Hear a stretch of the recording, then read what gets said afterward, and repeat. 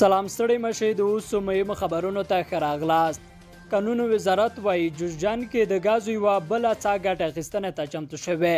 قانون او پټرولیم وزارت وایي چې د جوزجان ولایت په یتیم طاق سیمه کې د طبیعي ګازو د 36 نمبر څاه کیندنې کارونه بشپړ شوي او د استخراج لپاره چمتو ده.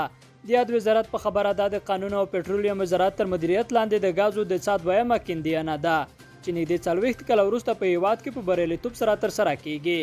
روغتیا وزارت وایي هیواد کې د کرونا 40 نور مثبتې پیښې ثبت شوي.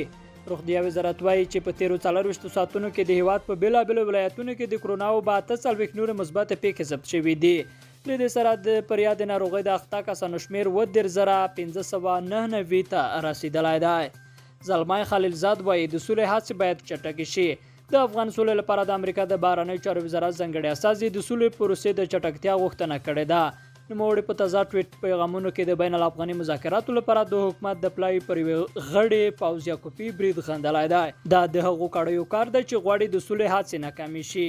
بل خوا د طالبانو د قطر دفتر ویان سهیل شاهین په خپله یوه تازه مرکه کې ویلي همدا چې 400 بندیان ټول خوشي شي نو طالبان تیار دي چې له افغان لوري سره مخامخ مذاکرات پیل کړي.